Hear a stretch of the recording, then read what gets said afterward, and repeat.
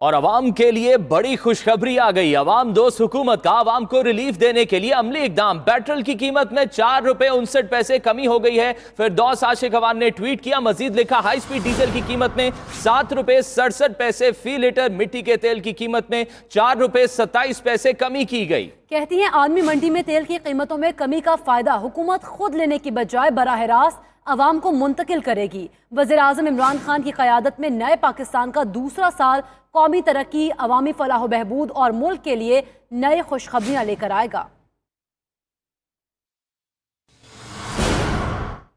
तो महंगाई के सताए अवाम के लिए एक और अच्छी खबर आ गई है। एलपीजी की कीमत में 22 रुपए फी लीटर कमी कर दी गई है। एलपीजी की नई कीमत 112 रुपए फी किलो मुकर्रर कर दी गई है। महंगाई के सताए अवाम के लिए एक और अच्छी खबर, एलपीजी की कीमत में 22 रुपए फी किलो कमी कर दी गई है। एलपीजी की नई कीमत अब 112 रुपए फी किलो मुकर्रर कर दी गई है। यकीनन एक अच्छी खबर आई है अवाम के लिए। एलपीजी की कीमत में भी कमी कर दी गई है। पेट्रोल के साथ साथ 22 रुपए कमी की गई और अब एलपीजी की नई कीमत 112 रुपए फी किलो मुकर्रर कर दी गई है।